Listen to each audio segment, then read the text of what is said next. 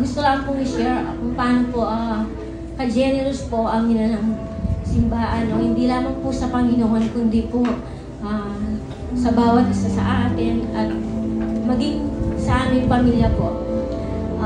Sa paglilingkod sa Diyos, hindi may iwasan na dumaan tayo sa pagsubok.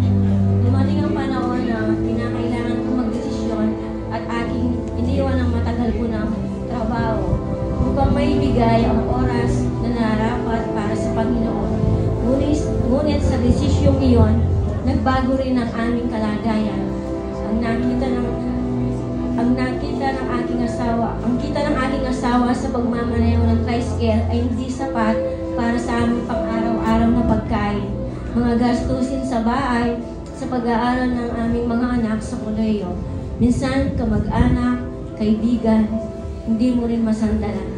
Bilang isang ina, may mga pag-aalala kung may sasayang pa kami kinabukasan ang laging nasa ating isipan. Madalas, iyak na lang sa Diyos ang ating kinakapitan. Ngunit salamat sa Diyos, sa gitna ng pangangailangan, naroon ang isang dakilang ina kasama ng kanyang asawa, hindi lamang bilang gabay, kundi bilang matibay na sandigan. Siya ay naging instrumento ng Diyos upang kami ay patuloy na makatawid at makapunta sa mas maayos na kalagayan. Sa kanyang pagmamahal, hindi lamang kaalaman, payo, salita ng Diyos ang kanyang ibinahagi, pati puunan, kanyang pinahiram upang kami ay makapagsimula ng munting negosyo at makabawing muli. Pinahiram niya din kami ng lugar kung saan kami nagbukas ng tindahan at ang renta ng 3 buwan nang hindi ipinagbayad sapagkat alam niyang kami nahihirapan. At dahil doon, ang aming pagsisimula ay naging magaan. Gaano kalalim, gaano kadakila ang kanyang malasakit. Sa kanyang pagtulong, unti-unti kaming nakaraos sa araw-araw, natutong mag-ipon hanggang nakaya namin magbayad ng renta at puunan, nakapagtapos ang aming anak sa kolehiyo at igit sa lahat, mas igit ang nabibigay namin para sa Panginoon ngayon kumpara noon.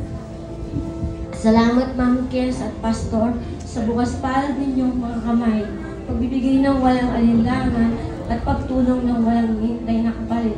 Ma'am, maraming salamat po at isa po kayo sa tinignan ko na kung gaano po ka-generous ang buhay ng puso niya sa Panginoon. Kayo po ang naging parang ayun, kayo po yung naging pattern po namin na magiging generous po sa Panginoon. Maraming salamat po. God bless. Amen. Ipinagkakaloob namin ang parangal na ito sa isang taong bukas ang kamay at mas bukas ang puso na ang kabutihan ay umaabot sa sinumang nangangailangan. Tanggapin mo ang Round of Generosity. A generous life is a life that leaves gentle footprints on the hearts of others. Awitin po natin ang Well Done, My Child. Well done, my child. Ready now, sing.